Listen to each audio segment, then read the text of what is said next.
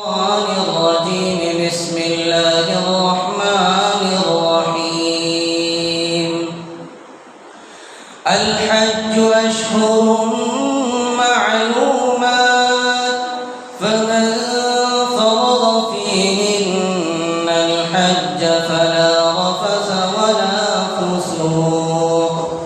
ولا فسوق ولا جدال في الحج وما تفعلوا من خير يعلمه الله وتزودوا فإن خير الزاد التقوى واتقون يا أولي الألباب. صدق الله مولانا العظيم وصدق رسوله النبي الكريم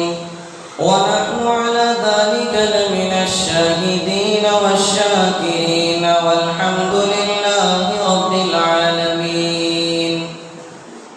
حضرات محترم سامعین اکرام، میرے بڑے بزرگوں، نوجوان ساتھیوں اور گھروں میں بیٹھی ہوئی پردہ نشین اسلام کی شہزادیوں، اللہ تبارک و تعالی نے جب ہم لوگوں کو مسلمان بنایا، اسلام کی دولت سے نوازا، تو اللہ تبارک و تعالی نے ہم سب کے اوپر کچھ ذمہ داریاں عائد فرما دی، کچھ ارکان ہم سب کے حوالے کر دیے کہ یہ تمہارے ایمان کا جز ہے، ان ارکانوں کو تمہارے لیے کرنا ضروری ہے، جیسا کہ نماز، روزہ، زکوٰۃ، حج، یہ جو اسلام کے 4 ارکان ہیں، یہ اسلام کے بنیادی جڑ ہیں۔ اس لیے اللہ نے فرمایا کہ اب اگر تمہارے دلوں کے اندر میری محبت ہے، مجھ پر ایمان لائے ہو، میری الوہیت اور میرے رب ذوالجلال ہونے کو تم نے تسلیم کر لیا ہے، تو ان 4 ارکانوں کو تمہیں ادا کرنا ضروری ہے۔ 3 ارکان جو انسان اپنے محلے میں، اپنے گاؤں میں رہ کر ادا کرتا ہے، لیکن ایک ارکان ایسا ہے جو اپنے گھر بار، اپنے بیوی بچے، اپنے زمین و جائیداد سب کچھ چھوڑ دینا پڑتا ہے اور اپنے رب کی دیوانوں کی طرح اپنے محبوب، اپنے عاشق کی عشق میں دیوانہ ہو کر اپنے گھروں سے نکل کر کے اپنے تمام چیزوں کو چھوڑ کر اپنے رب کی طرف روانہ ہو جاتے ہیں۔ اور وہ کون سا ارکان ہے؟ وہ حج بیت اللہ ہے۔ جس طرح اللہ تبارک و تعالیٰ نے حضرت ابراہیم علیہ السلام کو ارشاد فرمایا تھا کہ ابراہیم، جب تم نے میرے گھر کی تعمیر فرما لی، میرے کعبۃ اللہ کو تم نے بنا لیا، اب لوگوں کے درمیان تمہاری ذمہ داری ہے کہ اعلان کرو، لوگوں کو بتلاؤ کہ لوگ اپنے گھروں سے نکل کر دور و دراز سے سفر کر کے میرے گھر کا چکر لگائے، میرے گھر کا طواف کرے، حج کرے، مینا میں جائے، مزدلفہ میں جائے، صفا مروہ کی سعی کرے، میرے گھر کو چمٹ جائے، پتھروں کا بوسہ لے، شیطان کو کنکریاں مارے۔ حضرت ابراہیم علیہ السلام نے کہا کہ اللہ، میں ایک آپ کا چھوٹا سا بندہ، میری آواز پوری دنیا کے لوگوں تک کہاں پہنچ سکتی ہے؟ میں اپنی آواز کو کیسے لوگوں تک پہنچاؤں؟ اللہ نے فرمایا ابراہیم، تیرا کام ہے آواز لگانا، پوری دنیا کی انسانیت کے کانوں تک پہنچانا، وہ میری ذمہ داری ہے، تم گھبرا کیوں؟ قرآن نے فرمایا وَأَذِّن فِي النَّاسِ بِالْحَجِّ يَأْتُوكَ رِجَالًا يَأْكُونَ، اللہ نے فرمایا کہ ابراہیم جاؤ، میں تمہیں اجازت دے رہا ہوں کہ اعلان کرو لوگوں کے درمیان کہ لوگ اپنے گھروں کو چھوڑ کر کے دور و دراز سے سفر کر کے آ کر کے میرے گھر کا چکر لگائے، میرے طواف کرے۔ میرے دوستو، آج جب ہم حج کو جاتے ہیں، جب حج کرنے کے لیے جاتے ہیں اور احرام باندھتے ہیں، احرام کے بعد جو ہم تلبیہ پڑھتے ہیں، لبیک اللہم لبیک کی جو صدائیں لگاتے ہیں، وہ حضرت ابراہیم علیہ السلام نے آج سے جو 1400 سال 500 سال پہلے ایک اذان آواز لگائی تھی، وَأَذِّن فِي النَّاسِ بِالْحَجِّ يَأْتُوكَ رِجَالًا يَأْتُونَ، وہ تمام لوگ جا کر کے اس کا جواب دیتے ہیں کہ اللہ جو ابراہیم نے آواز لگائی تھی، جو ابراہیم نے صدائیں لگائی تھی، یا اللہ میں تیرے گھر کے سامنے حاضر ہوں، یا اللہ میں حاضر ہوں، میری حاضری کو قبول فرما، یا اللہ میرے یہاں حاضری ہونے کو قبول فرما، یا اللہ میرے حج کو قبول فرما، یا اللہ میرے عمرے کو قبول فرما۔ کیونکہ اللہ تبارک و تعالیٰ نے فرمایا کہ جب آدمی کے اوپر اتنی مال و دولت آ جائے کہ ان کے پاس سفر کا خرچہ ہو کہ وہ آسانی کے ساتھ اپنے سفر کے خرچے کو برداشت کرے، تو اللہ کے نبی صلی اللہ علیہ وسلم نے فرمایا کہ اگر اس صورت کے اندر آدمی اگر حج نہیں کرتا جس کے اوپر حج فرض ہے، اللہ کے نبی فرماتا ہے کہ مجھے نہیں معلوم کہ وہ جب دنیا سے جائے گا تو یہودی ہو کر مرے گا یا نصارہ ہو کر مرے گا، میری کوئی گارنٹی نہیں اس کے ساتھ۔ اس لیے جس کے پاس اللہ نے مال و دولت کی فراوانی دی ہے، جس کو اللہ نے دولت عطا فرمائی، وہ حج کر سکتا ہے تو میرے دوستو ضرور حج کرے، ورنہ اللہ کے نبی نے سخت وعید فرمائی کہ ایسے آدمی کی میں کوئی ذمہ داری نہیں، کوئی گارنٹی نہیں لیتا ہوں کہ وہ مسلمان ہو کر مرے گا بھی کہ نہیں، اسلام کی حالت میں ان کے آخری وقت کلمہ نصیب ہوگا بھی نہیں۔ اللہ کے نبی نے فرمایا چاہے تو وہ یہودی ہو کر مرے یا نصرانہ ہو کر مرے۔ اس لیے میرے دوستوں، میرے بزرگوں، اللہ نے استعداد دی ہے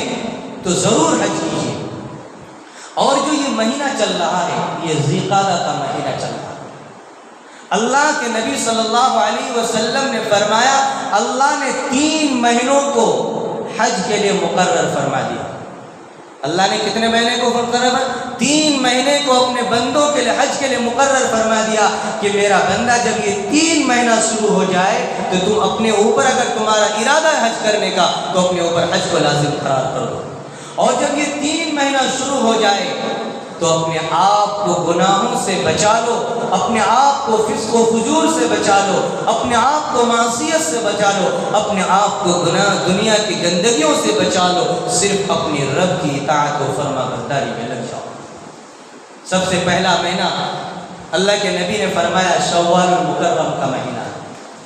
جب یہ مہینہ شروع ہوتا ہے، جس کا ارادہ ہو حج کرنے کا،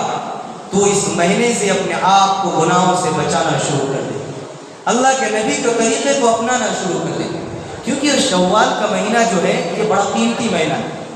رمضان المبارک کا بابرکت مہینہ گزرنے کے بعد جو شوال کا مہینہ شروع ہوتا ہے، اللہ کے نبی صلی اللہ علیہ وسلم نے فرمایا کہ رمضان المبارک میں اللہ نے ہر چیز میں 10 گنا دینے کا وعدہ فرمایا۔ 30 روزہ رکھے، 10 گنا میں آپ کو 300 روزہ رکھنے کا ثواب۔ پھر اگر آدمی شوال کے اندر 6 روزے رکھتے ہیں تو 10 دینے کا وعدہ اللہ نے فرمایا، یہ 6 کو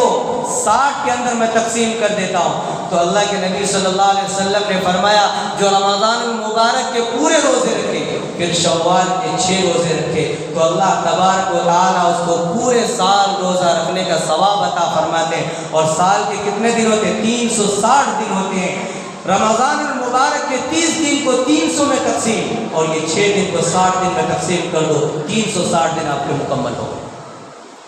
یہ مبارک مہینہ گزر گیا، اور مبارک مہینہ اس لیے بھی ہے کہ اللہ کے نبی صلی اللہ علیہ وسلم نے جب اپنا نکاح حضرت عائشہ سے کی تھی تو وہ شوال المکرم کا مہینہ تھا،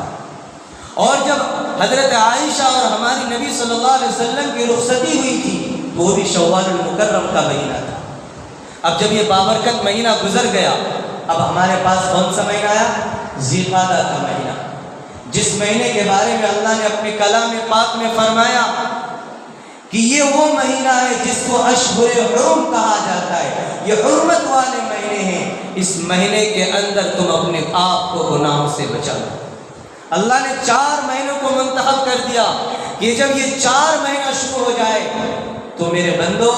تم اپنے آپ کو بچا لو، کیونکہ ان 4 مہینے کو میں نے حرمت والا بنا دیا، ان کے اندر جنگ و جدال، گالی گلوچ کو میں نے حرام قرار دے دیا، اس لیے ان مہینوں کے اندر تم اپنے آپ کو معصیت سے بچا لو۔ قرآن نے فرمایا ان عدت الشہور عند اللہ 12 شہرا فی کتاب اللہ یوم خلق السماوات والارض منها 4 حرم، کہ او میرے بندے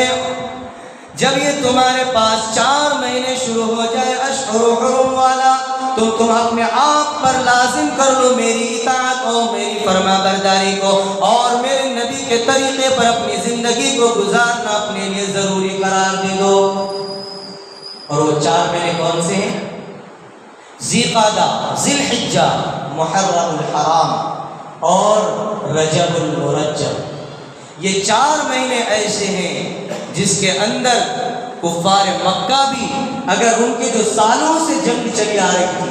سالوں سے لڑائیاں چلی آتی تھی، جب یہ مہینے شروع ہوتے تھے تو اپنے جنگ کو روک دیتے کہ بھائی اشہر حرم کا مہینہ شروع ہو گیا، اب ہم جنگ نہیں کریں گے، اب ہم لڑائی نہیں کریں گے، اب ہم لوگوں کو لوٹیں گے نہیں، ڈاکہ زنی نہیں کریں گے، اب ہم قتل و قتال نہیں کریں گے، ان مہینوں کا احترام کریں گے۔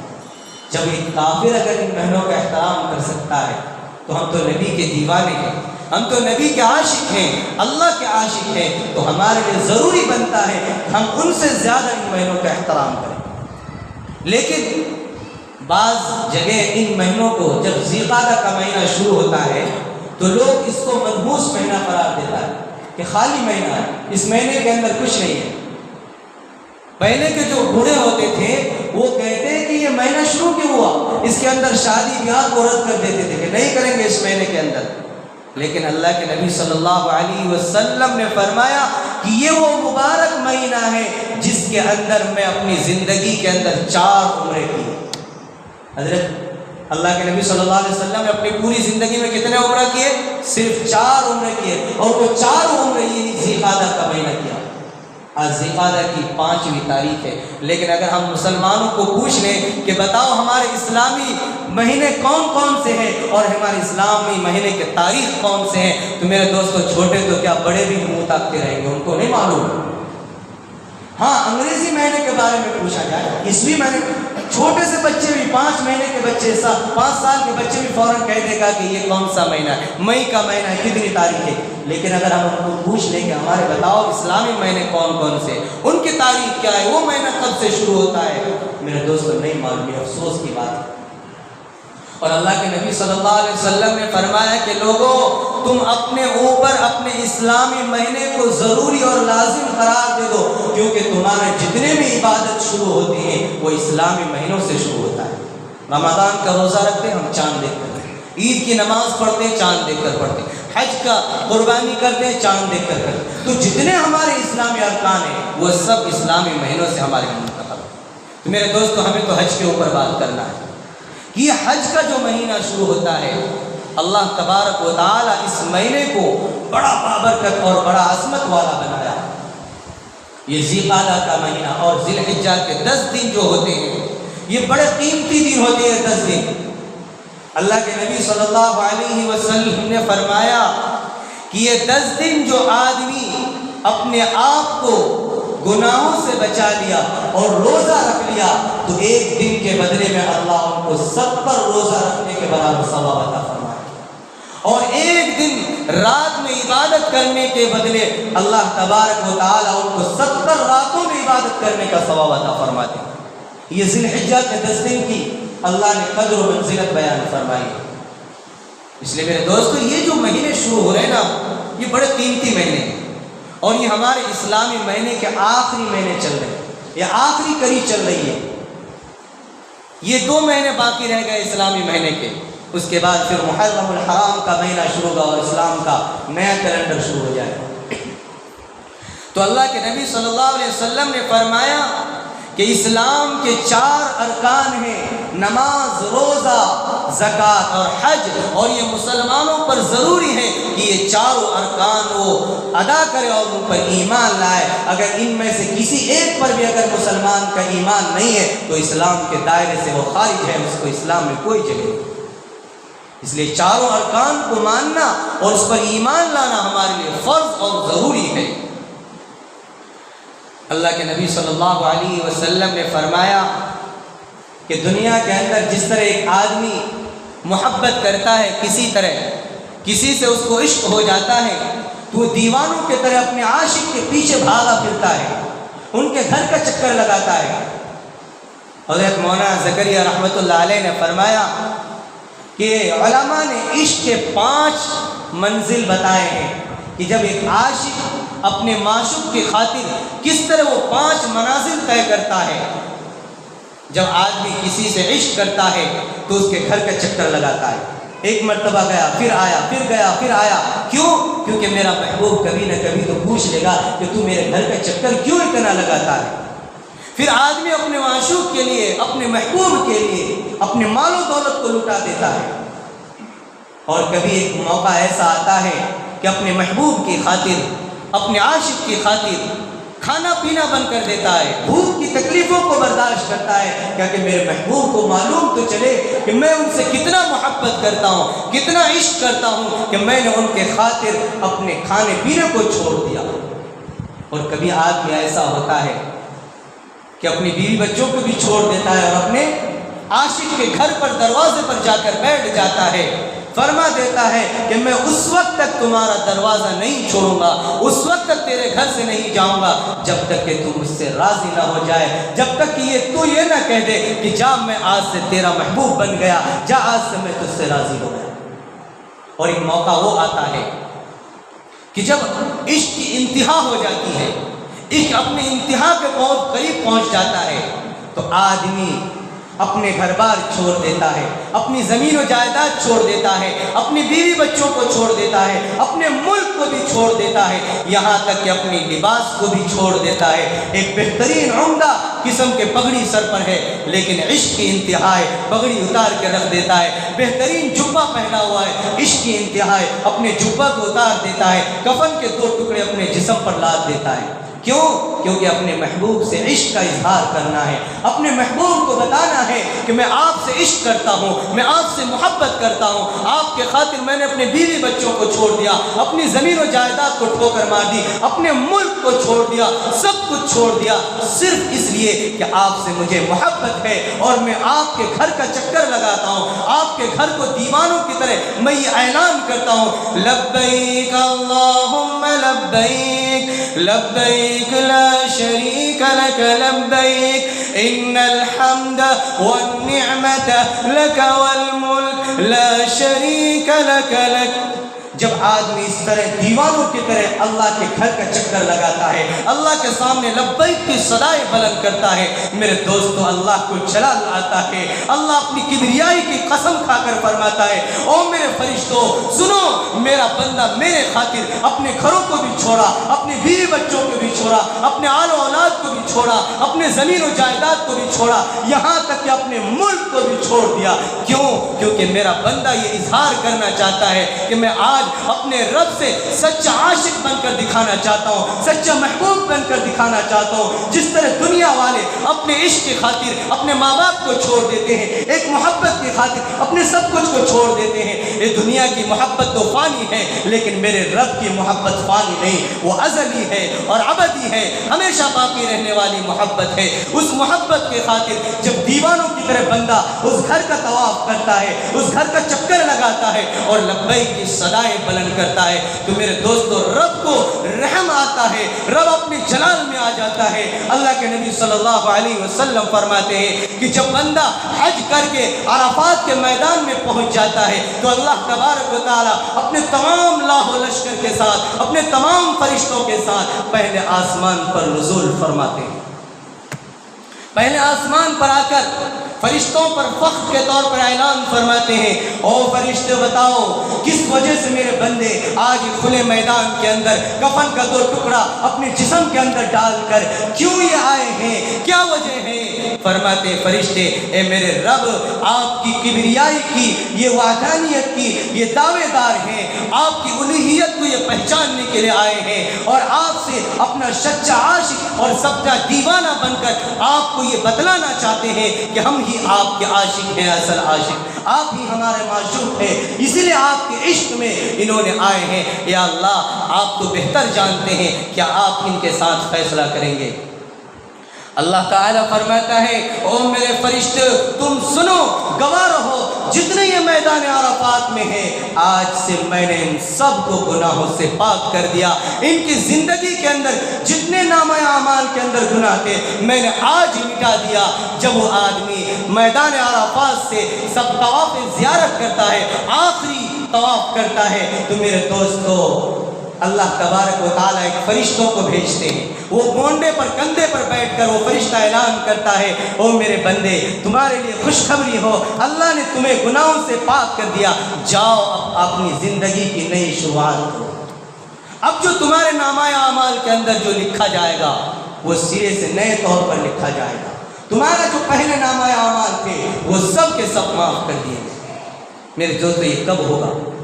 اللہ نے قرآن کے اندر فرمایا، کیا فرمایا؟ وَأَتِمُّ الْحَجَّ وَالْعُمْرَةَ لِلَّهِ، کہ جب تم حج اور عمرہ کرو تو صرف اور صرف میرے خاطر کرو، صرف اور صرف میری رضا کے لیے کرو۔ یہ نہیں کہ دنیا والے مجھے حاجی کہیں گے، دنیا والے مجھے باجی کہیں گے، نہیں، دنیا والوں کے دکھاوے کے لیے کرو گے تو تمہارا کوئی عمل مجھے قابل قبول نہیں۔ اللہ نے آگے فرمایا، الحج اشہر معلومات فمن فرض فیہن الحج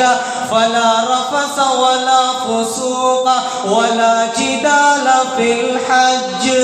اور میرے بندو جب تم میرے گھر کا حج کرنے کے ارادے سے آتے ہو تو سن لو، تمہارے اوپر یہ لازم بنتا ہے کہ تم فسق و فسور کو چھوڑ دو، گناہوں کو چھوڑ دو، معصیت کو چھوڑ دو، اپنی زبان سے گندی باتوں کو نکالنا چھوڑ دو، گالی گلوچ کرنا چھوڑ دو، لوگوں کی چغلیاں کرنا چھوڑ دو، لوگوں کی غیبتیں کرنا چھوڑ دو۔ اللہ تبارک و تعالیٰ فرماتا ہے فلا رفث ولا فسوق ولا جدال فی الحج، اور لوگوں کے سامنے آپس کے اندر لڑائی جھگڑے کو ترک کر دو، اپنے آپس کی رنجشوں کو ختم کر دو، اپنی دلوں کے اندر کدورت کو باہر نکال دو، اپنی دلوں کے اندر اپنے رب کی محبت کو پیدا کر دو، اور لوگوں کو یہ پیغام دے دو کہ آج میں جس رب کی گھر کا طواف کرنے جاتا ہوں، آج میں جس رب کی گھر کی زیارت کرنے کے لیے جاتا ہوں، اور لوگوں سنو، میں آج اپنے دلوں سے تمام نفرتوں کو نکال کر کے باہر کرتا ہوں، میرے اندر جتنی بری اخلاق تھی، جتنے برے عادت تھے، آج میں ان تمام بری عادتوں سے توبہ کرتا ہوں، استغفار کرتا ہوں، اور لوگوں سنو، میرے گناہوں کو معاف فرما دو، میری غلطیوں کو معاف فرما دو، میرے زبان سے جو غلط الفاظ نکلے تھے اور لوگوں سنو معاف فرما دو۔ اللہ فرماتا ہے فلا رفث ولا فسوق، جو بھی میرا یہ بندہ یہ اعلان کر کے یہ عہد کر کے میرے گھر کا حج کرتا ہے، جو بھی میرا اپنے بندہ جنگ اور جدال کو ختم کر کے میرے گھر کا طواف فرماتا ہے، اللہ فرماتا ہے میرے رب ہونے کی قسم، میرے رب ذوالجلال ہونے کی قسم، میری الوہیت کی قسم، میں اپنے رب کی قسم کھا کر کہتا ہوں کہ میں اپنے بندوں کو جب میں اپنے گھر سے واپس ان کے وطن بھیجوں گا تو ایسے بھیجوں گا کہ جیسے کہ وہ آج ہی اپنی ماں کی گود سے پیدا ہوا۔ جب بچہ پیدا ہوتا ہے، ماں کی گود میں جنم لیتا ہے تو اس بچے کے اندر کوئی گناہ نہیں رہتی، وہ بچہ تمام گناہوں سے پاک و صاف رہتا ہے، ان کے نامہ اعمال خالی رہتے ہیں۔ تو اللہ بھی فرماتا ہے ولا فسوق ولا جدال فی الحج، جو بھی آدمی جھگڑے کو چھوڑ دے، گالی گلوچ کو چھوڑ دے، آپس کی رنجشوں کو چھوڑ دے، پھر میرے گھر کا طواف کرے، میرے گھر کا حج کرے، میں رب ہونے کی قسم کھا کر کہتا ہوں کہ میں اس کے گناہوں کو بھی معاف کروں گا اور ان کے لیے جنت کا پروانہ بھی یہاں سے عطا کروں گا۔ میرے دوستو، حج کرنے کا مطلب یہ ہے، حج کرنے کا معنی یہ ہے کہ ہم صحیح معنی میں حاجی بنے، نہ کہ ہم دنیا والوں کے لیے حاجی بنے۔ نہیں میرے دوستو، ہمیں رب کو راضی کرنا ہے، ہمارا رب راضی ہو گیا تو میرے دوستو دنیا کی ساری چیزوں کو اللہ ہمارے غلام بنا دے گا۔ اور احرام باندھنے کا مطلب یہ ہے، اور ہم لوگ کیا سوچ رہے ہیں کہ دو کفن کا ٹکڑا جو چادر ڈال لیے ہو گیا احرام، نہیں، احرام باندھنے کا مطلب یہ ہے کہ اب تمہیں بہت سی چیزوں سے احترام کرنا پڑے گا اور بہت سی چیزوں کو تمہیں اپنے اوپر حرام کرنا پڑے گا۔ احرام باندھنے سے پہلے بہت سی چیزیں جو تمہارے لیے جائز تھی، اب احرام باندھنے کے بعد وہ چیزیں تمہارے اوپر حرام ہو گئے۔ سلا ہوا کپڑا احرام باندھنے سے پہلے تمہارے اوپر جائز تم پہن سکتے تھے، اب رب کا حکم ہے کہ تم نے میرے خاطر کفن کے 2 ٹکڑے باندھ لیے۔ میرے دوستو، یہ جب ہم احرام باندھتے ہیں نا، یہ ہمیں موت کی یاد دلاتا ہے، یہ کفن کی یاد ہمیں تازہ کرتا ہے کہ جس طرح ہم دنیا سے جائیں گے تو اسی طرح ہمارے دوست احباب، ہمارے بھائی، ہمارے بہن، ہمارے والد یہ 2 کفن کا ٹکڑا ہمیں ڈال کر کے قبر کے حوالے کریں گے، تو یہ قبر کی ہمیں یاد دلاتا ہے۔ اور میدان عرفات تو میرے دوستوں محشر کا یاد دلا دیتا ہے کہ روز محشر کے اندر ایسی تمام لوگوں کو اللہ جمع کریں گے. اللہ کی قسم اللہ ہم سب کو وہ مقام نصیب فرمائے.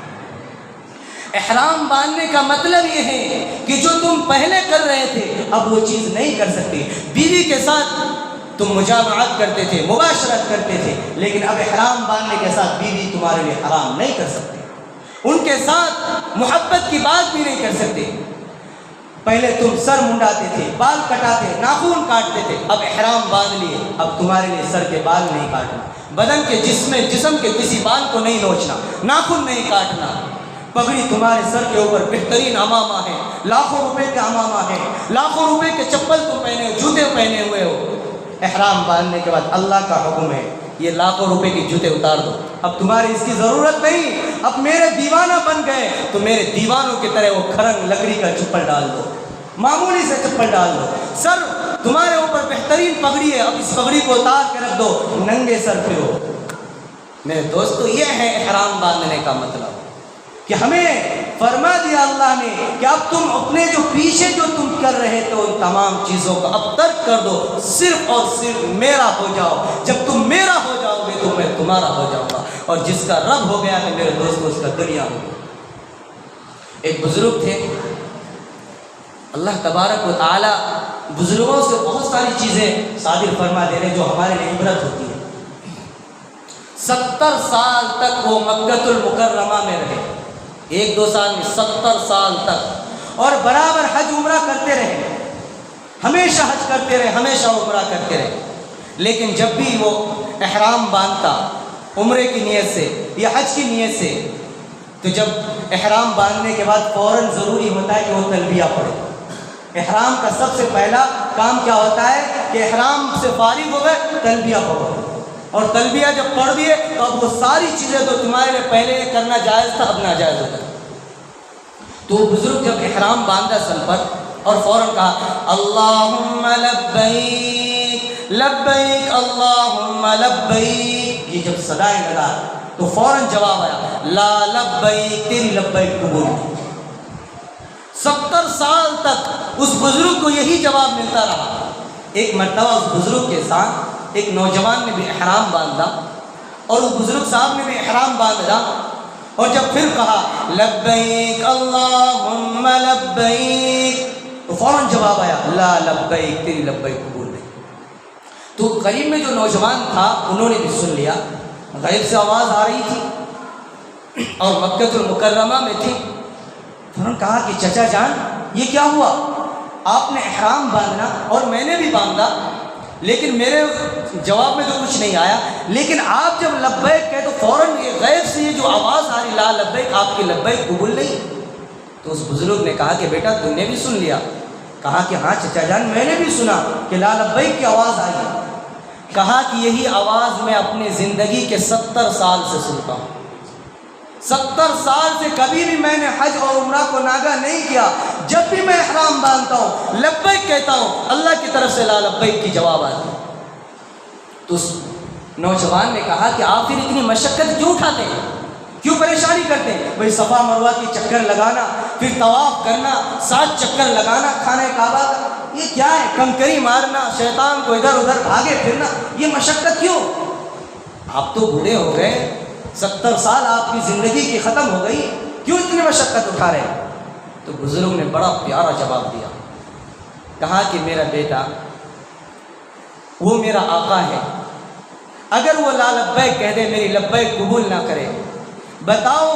اگر میں اس کے دروازے کو چھوڑ دوں، اس کے در کو چھوڑ دوں تو میرے لیے کون سا ایسا در ہے جہاں جا کر میں ان کے پاس جا کر پناہ لوں، میں ان کو اپنی داستان سناؤں، اپنی مجبوری سناؤں؟ کون میرا ایسا آقا ہے دنیا کے اندر؟ تو بتا دے میں اس کے در پہ پاس چلا جاتا ہوں.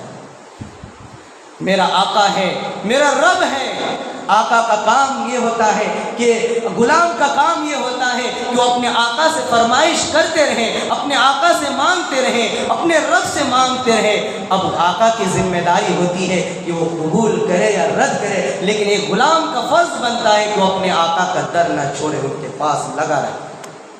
آج تو بتا اگر میں اس لا لبیک کو سن کر کے میں اپنے رب کا گھر چھوڑ دوں تو بتاؤ دنیا کے پاس کس کے پاس جا کر بھٹوں گا؟ جس کے بھی پاس جاؤں گا دنیا والے ایک دن پناہ دیں گے، دوسرے دن مجھے دھکے مار کر نکال دیں گے، لیکن میرا رب تو مجھے دھکے نہیں مار رہا ہے، صرف لا لبیک تو کہا۔ جب بزرگ نے یہ کہا تو زار و قطار روئے اور سجدے میں گر گئے، اتنے روئے کہ آنسو مبارک سے داڑھی مبارک تر ہو گئے اور داڑھی سے بہتے ہوئے سینے تک ان کے آنسو ٹپکنے لگے۔ پھر درد بھرا انداز میں کہا لبیک اللہم لبیک۔ جب پھر یہ دوسری مرتبہ اس بزرگ نے لبیک کہا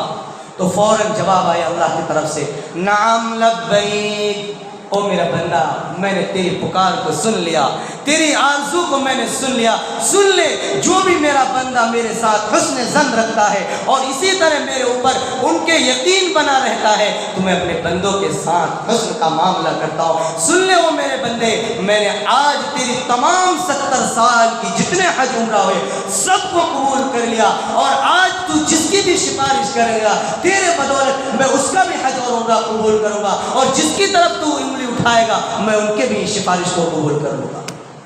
میرے دوستو یہ ہمارے رب کی عطا ہوتی ہے، یہ ہمارے رب کی مہربانی ہوتی ہے۔ ہم بندوں کی ذمہ داری بنتی ہے کہ ہمارا یقین اپنے رب پر کامل اور مکمل ہو۔ اب اللہ کی ذمہ داری بنتی ہے کہ وہ اللہ ہمارے قبول کرے یا نہ کرے۔ اللہ کے نبی صلی اللہ علیہ وسلم نے فرمایا کہ جب بندہ دعا کرتا ہے اللہ سے اور اس کے دل کے اندر یہ یقین ہوتا ہے کہ میرا رب میری دعاؤں کو ضرور قبول کرتا ہے، تو اللہ فرماتا ہے کہ میں اس کے یقین کی وجہ سے اس کی دعاؤں کو قبول کرتا ہوں، چاہے میں اس کو دنیا میں اس کا اجر عطا کروں یا آخرت میں عطا کروں، لیکن میں اس کا اجر ان کو ضرور عطا کروں۔ اسی طرح ایک بہت بڑے بزرگ گزرے ہیں جس کا نام علی ابن معفق رحمۃ اللہ علیہ، بہت بڑے بزرگ گزرے ہیں اور انہوں نے اپنی زندگی کے 50 حج کیے۔ فرماتا ہے کہ ایک مرتبہ میں نے عرفات کے میدان میں جمع ہو کر کے جب مزدلفہ پہنچا تو وہاں تھوڑی دیر میں نے آرام کیا، اور آرام کرنے کے بعد میری آنکھ لگ گئی۔ جب آنکھ لگی تو میں نے دیکھا کہ آسمان سے 2 فرشتے سبز لباس پہنے ہوئے اترے اور ایک نے دوسرے سے سوال کرنا شروع کیا۔ سوال کیا ایک نے سوال کیا کہ بتا اس سال کتنے آدمیوں نے حج کیا؟ تو دوسرا جس سے سوال کیا گیا انہوں نے کہا کہ مجھے نہیں معلوم، اللہ ہی بہتر جانتا ہے کتنے آدمیوں نے حج کیا، لیکن سوال کرنے والا خود یہ بتاتا ہے کیا میں تمہیں بتاؤں کہ اس سال کتنے آدمیوں نے حج کیا؟ کہا کہ ضرور بتائیے۔ کہا کہ اس سال 6 لاکھ آدمیوں نے حج کیا۔ کتنے؟ 6 لاکھ آدمیوں نے حج کیا۔ پھر وہ سوال کرنے والا پوچھتا ہے کہ بتاؤ اس 6 لاکھ آدمیوں میں سے کتنوں کی حج قبول ہوئی؟ تو جو سامنے تھا انہوں نے کہا مجھے نہیں معلوم کتنے کیا، اللہ ہی بہتر جانتا ہے، کیونکہ یہ ذمہ داری اللہ کی ہے، کتنوں کے قبول کرے کتنوں کی رد کرے۔ فرمایا کہ ان 6 لاکھ آدمیوں میں سے اللہ نے صرف 6 آدمی کی حج کو قبول کیا، باقی سب بیکار۔ 6 لاکھ آدمی حج کر رہے ہیں اور قبول کتنے کی؟ صرف 6 آدمی کی۔ حضرت علی ابن معفق رحمۃ اللہ علیہ فرماتے ہیں کہ میرے بدن کے اندر پسینہ آ گیا اور میں فوراً گھبرا کر کے اٹھا اور نیند سے بیدار ہوا کہ یہ کیا ہو گیا، کہیں ان 6 لاکھ آدمیوں میں میں بھی شمار تو نہیں ہو گیا، میری بھی حج قبول ہوئی کہ نہیں؟ میں نے 50 حج کیے، کیا پتہ وہ قبول ہوئی بھی کہ نہیں؟ یہ تو آج صاف ہو گیا کیونکہ اللہ نے صرف 6 آدمیوں کے حج قبول کیا۔ حضرت معفق رحمۃ اللہ علیہ فرماتے ہیں کہ اسی طرح میں نے شیطان کو کنکری ماری، حج کے تمام ارکان پورے کیے، لیکن میرے ذہن کے اندر وہی بات آ رہی تھی کہ یہ کیا ہو رہا ہے، میرا حج قبول ہوا کہ نہیں، کیا کروں، کیسے کروں؟ اسی دھن میں وہ مینا میں پہنچے۔ حضرت معفق رحمۃ اللہ علیہ فرماتے ہیں کہ جب میں مینا کے اندر پہنچا تو مینا کی مسجد کے اندر میں نے 2 رکعت نماز پڑھ کر تھوڑی دیر جب ٹیک لگا کر کے بیٹھا تو پھر میری آنکھ لگی۔ جب آنکھ لگی تو وہی 2 فرشتے پھر آئے، پھر آپس میں سوال و جواب کرتے ہیں کہ تمہیں معلوم ہے کہ اللہ تعالیٰ نے کتنے آدمیوں کا حج قبول کیا؟ تو اس جواب دینے والے نے کہا کہ آپ ہی نے تو بتایا کہ اللہ نے صرف 6 آدمیوں کا حج قبول کیا۔ کہا یہ تو ٹھیک ہے، لیکن اللہ تبارک و تعالیٰ نے آج آسمان کے اندر یہ فیصلہ کر دیا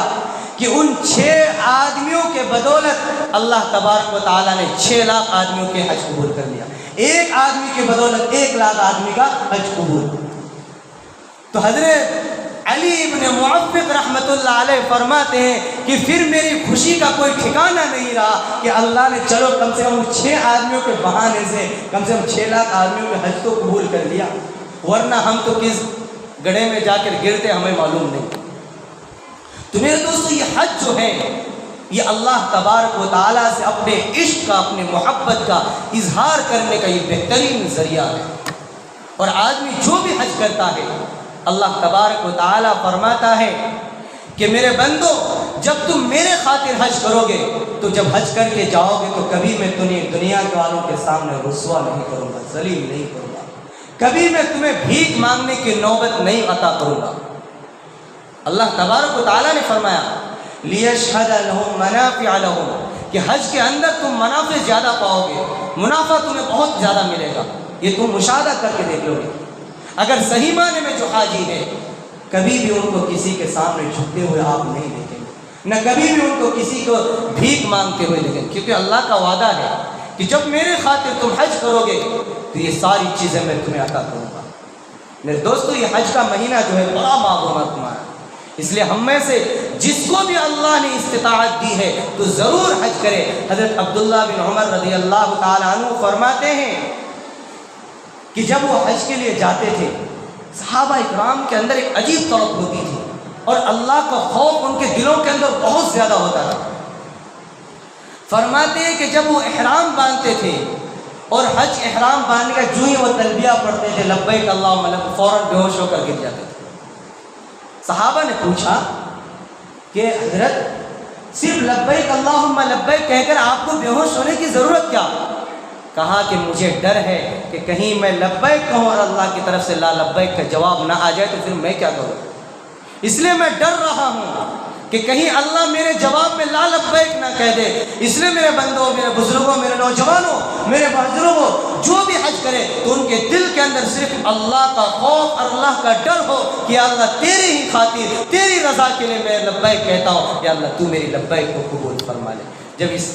حکم کے ساتھ، اس طرف کے ساتھ، اس لگن کے ساتھ آدمی حج کرے گا تو اللہ تبارک و تعالیٰ ان کے تمام حجوں کو بھی قبول فرمائیں گے، ان کے تمام عبادتوں کو بھی قبول فرمائیں گے. میرے دوستو حج کا تو بہت بڑا واقعہ ہے لیکن ٹائم ہو چکا. انشاءاللہ پھر میں واقعہ آپ کو بتاؤں گا. حج کا بھی ہے، قربانی کا بھی آپ کو بتانا ہے، ابھی بہت ساری چیزیں بتانی ہے. پھر حج بیت اللہ کے اندر کعبۃ اللہ جو بنا اس کے بارے میں بتانا، بہت ساری چیزیں اللہ نے اگر زندگی باقی رکھی تو انشاءاللہ ہم سب کچھ آپ کو بتائیں گے کہ کعبے کا نرمان کیسے ہوا، کعبے کی تعمیر کیسے ہوئی، کعبے کے اندر یہ اعلان جو لگائے گا کیسے لگا، ساری چیزیں اللہ بتاؤں گا. اللہ تعالیٰ مجھے کہنے سننے سے زیادہ عمل کی توفیق عطا فرمائے. اللہ ہم سب کو حج بیت اللہ کی سعادت نصیب فرمائے. اللہ ہم سب کو اپنے نبی صلی اللہ علیہ وسلم کے روضہ حج دیدار نصیب فرمائے. اللہ ہم سب کی عبادتوں کو قبول فرمائے. آمین. وآخر الدعوانا جو حضرات سنت میں بڑے سنت